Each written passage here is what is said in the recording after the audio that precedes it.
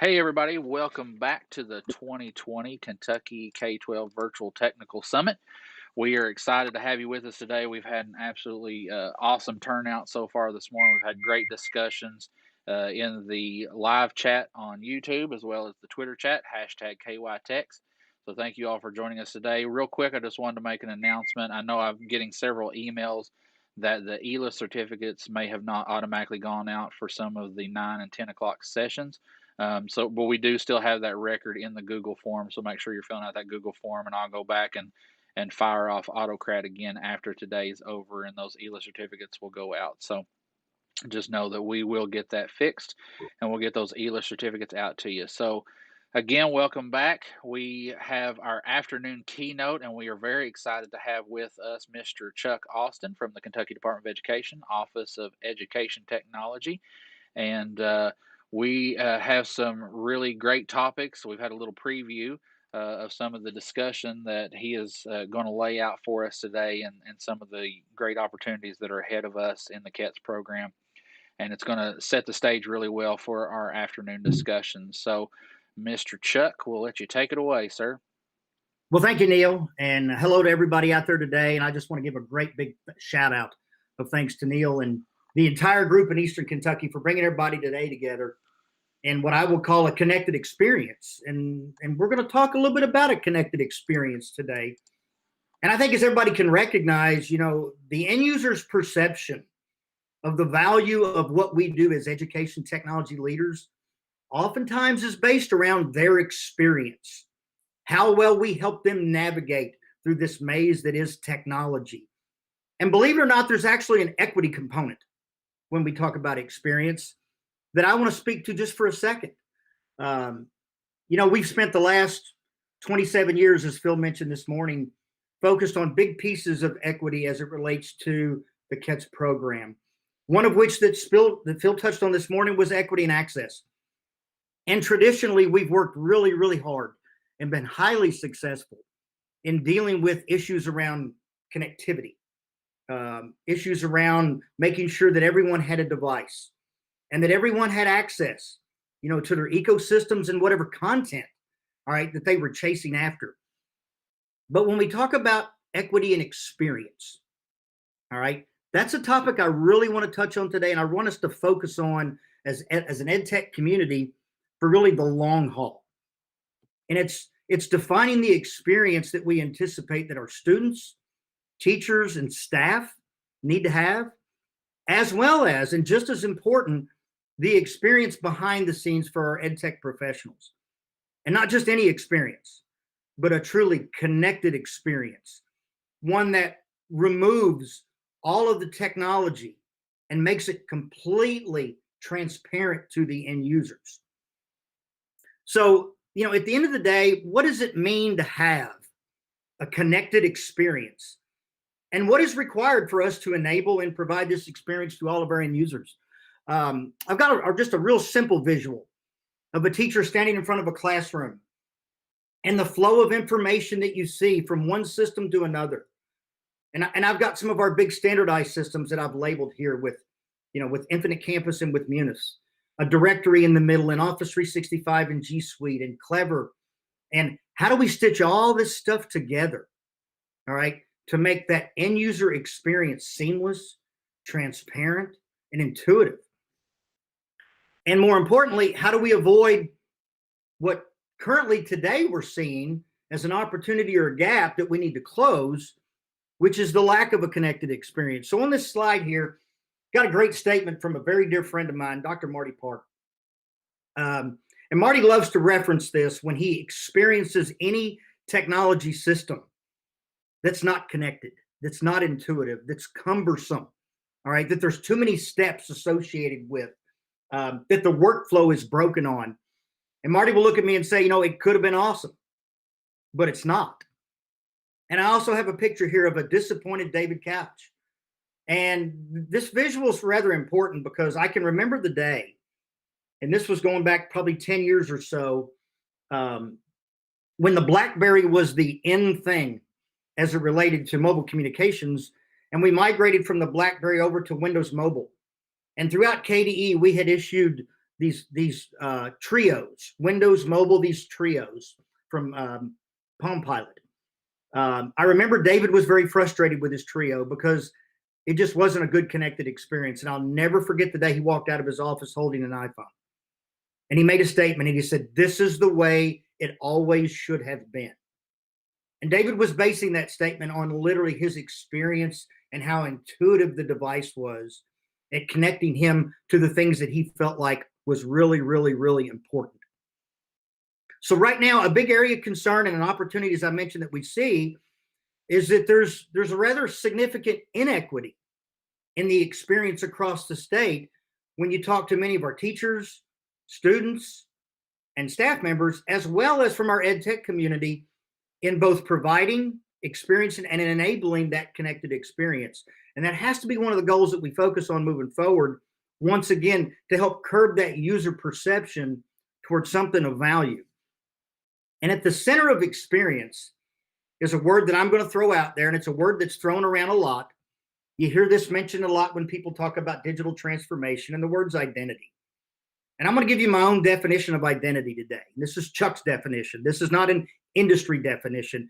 But for context, identity, when you talk about education technology, is really a system that defines who you are, obviously with a set of credentials, what you have access to, and under what conditions. So let's frame identity in that context today. And in many districts today, identity is a very fragmented experience. It's a disconnected experience for our end user community. And I'm going to talk about the end user community first. So today, as examples, and we hear and we have evidence of users that have multiple identities that they have to manage. You see this in your personal life, and we also see it, okay, within our K12 environment, where maybe they've got a separate identity to log into their workstation, and maybe a different set of identities to access a lot of their on-prem applications and services, and then maybe a third set of identities to access their cloud services. Very disconnected experience. And of course, with each one of these identities, they got multiple passwords and multiple password policies. And as you can imagine, with multiple passwords and policies comes poor password hygiene, especially for those end users that have access to sensitive or confidential information, something that we love to hear Bob Hackworth talk about. But the disconnected experience is not solely specific to end users. Our system administrators have their own disconnected experience that they're burdened with. You know, we talk about and we hear about, and we have evidence of the complexities associated with having no single point of entry for onboarding and offboarding users. And therefore, our system administrators are creating and managing multiple identities. We've got really complex methods to provision user identities with access to the on-prem and cloud-based services they need. And then ultimately and obviously, we've got some poor business practices. And this is not specific just to school districts. This is within KDE as well, where the processes and workflow between, for example, HR, human resources, and IT is not good. It's not solid. Okay, so therefore, we as system administrators, we're always chasing who's coming and going into our organizations, which unfortunately across the enterprise is root cause of why we have so many stale accounts. Topic that we've had on multiple webcasts over the years. And as I've mentioned before to different groups, we bear some of the responsibility for this disconnected experience at the state level. As our accomplishments in the area of standardization, and once again, proud to be a Kentuckian with the KETS project, as we've done a better job of standardization than any other state in the country. However, there are times when our successes are tarnished by our failures with system integration. In other words, we've been very successful at building islands as separate communities with separate cultures. And here's what I mean by that. The finance people, they don't want to talk to the technology people. The HR people are the same way. Food services, transportation, all these people that are managing these different systems with different identities. All right. They're not cohesively working together. And the end result of that is a very, very disconnected experience for the end user. And now it's on us as ed tech leaders. We're the ones that are going to be faced now with bridging these systems, the people, and the experience together. So where do we start? That's the million-dollar question at this point in time. You know, we've already embarked on a journey with bits and pieces of efforts around a couple of initiatives that you've been participating in for the last couple of years. You know, the fact that we've leveraged Active Directory to provision users into both Office 365 and G Suite. How we've leveraged Azure for single sign-on. The new passwords that we've been talking about for the last several months that we've got to bring closure to. And I think everybody can understand the heightened level of security that we've all got to address, as well as the initiative that we're going to use to integrate Infinite Campus with Azure or G Suite for Education via the SAML protocol. And then several weeks ago, our office engaged with Microsoft on an initiative that identity is at the center of, which is the re-envisioning of the statewide Active Directory infrastructure and its associated services. So in approaching this effort, we're taking a few steps back and we're asking a really, really, really hard question. And it's a question that I encourage all of you to have the courage to do every so often, which is this. If we wanted to implement a directory to address today's needs and opportunities versus the landscape in 2003, when the directory was initially implemented, what would we do differently? So let me give you some data points to support my argument here. Back in 2003, we were 96% a Windows shop. And I know David loves that term. But when you look across the enterprise at the workstation market share and population, 96% of the workstations for students, staff, and teachers were Windows-based. 6% were the Apple platform. You fast forward the clock to today, and it looks very, very different. And as you can see on this chart, the Windows platform now represents only 28%, okay, of the market share in K12 in Kentucky. We're very, very, very diverse now. Additionally, back in 2003, 100% of our applications were all on-prem. There was nothing that was cloud-based. Today, we're 95% in the cloud. So when you factor that growth, you factor that evolution into that question, it only stands to reason that a directory infrastructure to service today's needs would be very, very different than it was back in 2003.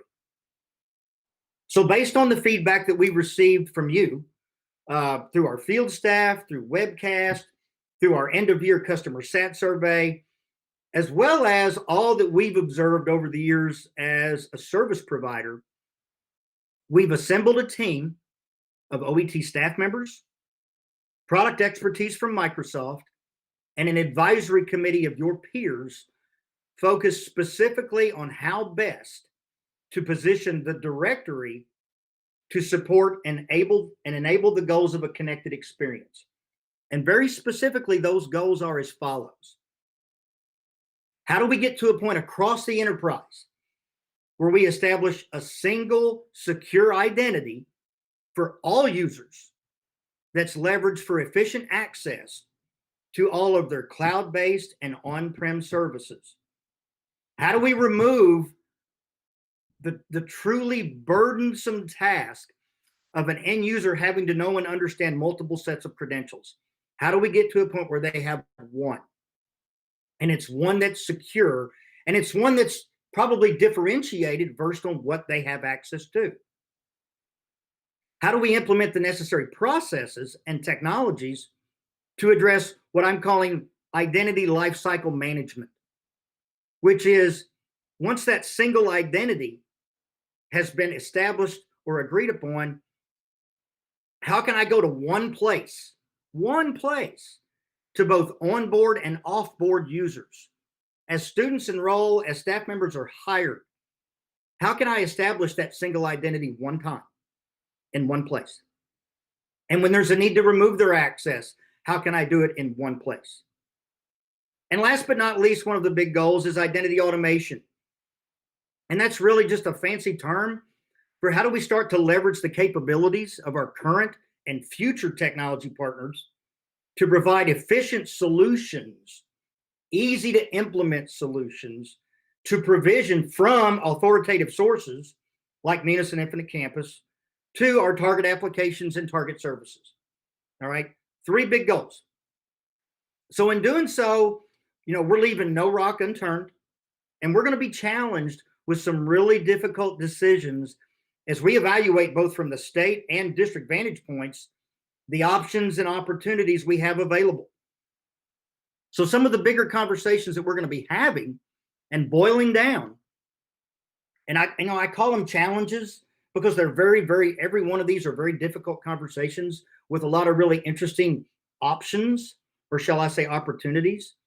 As an example, the overall architecture of the directory is something that we're evaluating. Traditionally, we've had a single forest design with 180 domains. Do we revisit the forest design? Do we, as an example, implement what I call the traditional build and maintain model, which is something that we build and do ourselves? Or do we start looking more toward software as a service options like Azure Active Directory? When we talk about hardware requirements, we've got 400 distributed servers across the state. And just as you have done, we would love to minimize the footprint. That's a lot of overhead. And not only is it overhead, it's capital outlay, okay, every 5 to 7 years when it's time to refresh and recycle that hardware. So we're going to be looking at not only how do we minimize, okay, hardware requirements, and that's going to be a great conversation about how much hardware stays on-prem versus how much can we move to the cloud versus what type of a hybrid approach do we need to take, maybe for the short term. And we're also looking at different acquisition models, purchasing models, okay, for hardware. Supportability is something that's absolutely mission critical in this. I will continue to stay and I will continue to stand on the pulpit of ensuring that anything and everything we deploy from the state level, from the district level to our end users has to be equitably supportable by all districts, all 172 school districts. Okay. This in itself is a challenge. So we need to make sure that as we evaluate what parts of the service will continue to be state managed versus which parts are going to be district managed, and how much more flexibility do we build into that, ultimately probably toward an end goal of co-management. Because the thing we always have to make sure of, okay, is we have to address the full spectrum of capabilities we have across the state when it comes to the ability to deliver technology services. We've spent a lot of time in the last couple of years talking about the people side of EdTech. And something we absolutely zero in on is every business that we decide to get out of at the state level and therefore push responsibilities down to the local level, in a lot of ways, goes against the grain, all right, of the basis behind the people side of EdTech, because we recognize that there are some resource limitations. And then last but not least, obviously, there are going to be security concerns we got to think through. Traditionally, we focused across the enterprise on endpoint protection and perimeter protection when you talk about firewalls. But something I think we've got to focus more on moving forward is, to what degree do we invest our dollars in the protection of the user's identities? All right, regardless of the device that they're accessing, regardless from the location they're at, how do we protect their identities and the data that they have access to? So I emphasize this is going to be a journey. And my gut tells me that the leap from the current state we have today to the future state in one bound is probably far too disruptive, and therefore would likely be a gradual progression based on a number of factors. And I say gradual progression, I'll boil that down. This is nothing we're going to quickly move to, all right? It's a target state that we see a horizon on, and it may take a couple of years to get there, and a couple of years based on the evolution of efficiencies that we've observed from our service providers. In other words, how easily can we integrate systems together as opposed to the heavy lifting that some have endured? We've got a number of districts out there that have done some amazing things to create that connected experience. But they've had to do, as Marty Park would say, a high degree of rocket surgery to make that happen. And I applaud that. I really do, because you guys are way out in front of where we all want to be. The goal here is, how do we push our vendors to make the technologies easier to deploy and easier to integrate so that everybody can come up to a baseline of a connected experience? We also recognize that we've got some very real resource limitations in K12, both in the financial side of the equation as well as the human capital side of the equation. So the more we can leverage our partners, the more we can broker services, the more we can take advantage of feature sets that are just natively part of a service to remove some of that heavy lifting, the easier the goal is to reach out and grab hold of. Another thing that is just going to take some time is the fact that the degree of legacy technologies that we currently have today on-prem still require local authentication, okay? As well as the fact that we've got a lot of additional services now that you, as ed tech leaders, have had cast up in your laps, all right, that require access to local DNS, security services, okay, telephone services, printing services. So as we talk about the opportunities for moving hardware off-prem or taking advantage of cloud, we have to be very sensitive to the fact that there's still, for the long term, some on-prem authentication requirements and requirements around local IP services that we've got to figure out solutions for. Last but not least, we've got to ensure, and Phil talked about that this morning, and one of the priorities that we will always have at the state level is ensuring that the resilience we have around access, okay, is an absolute top priority. And we recognize that in a small percentage of districts, that resilience around connectivity is not what it needs to be. And we've got to continue to focus on that for the short term and the long term. So with all that being said, with an eye on the future, as we reach for that connected experience that our end users require at this point in time, we owe it to them. As we've seen in the last 3 months, the opportunity for somebody to have access to what they need, when they need it, regardless of where they're at, with whatever device they have, is absolutely mission critical. And it's more critical now as we've walked through this health crisis than it's ever been. And it will be even more so demonstrated as we move into this fall and all traverse this path of trying to figure out what the new normal looks like. However, I'm a big believer and I'm a big advocate and a fan for, we have a responsibility as ed tech leaders to ensure that every user has an efficient, secure, and connected experience. And that really is going to become the challenge that we face with what I will define as the new normal for ed tech leaders. How do we focus on experience? How do we look through the eyes of our end user community? And that's a different set of goggles when you look through the eyes of a student versus a teacher versus a staff member. And make sure that the technology is not in the way. It's not a barrier. It's not an obstacle.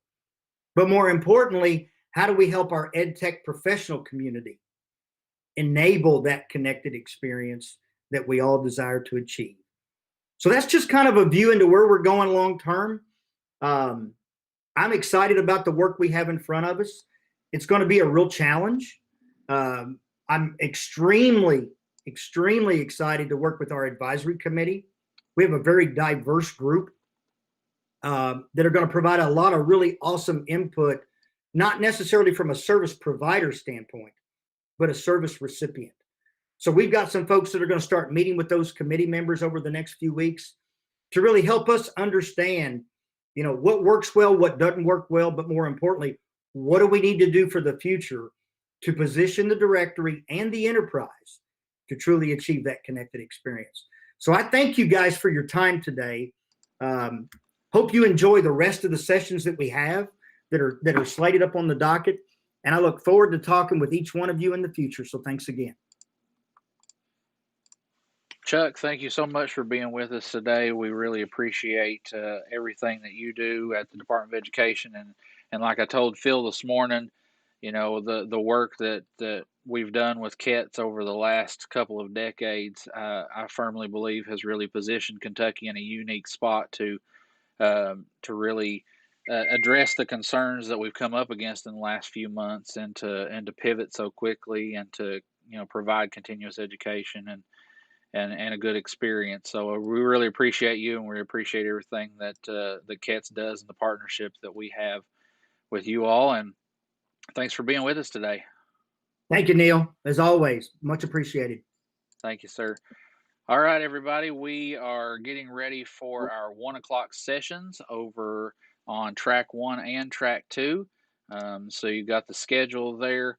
Coming up next, we have technology planning, finance, and legal issues. We have a great panel there, as well as Gmail security on track 2. So you can jump in on those. Like I announced at the beginning of this session, you may have had a little trouble with some of the ELA certificates. We do have records of those requests in the Google form, and we'll make sure those get processed and sent out to you.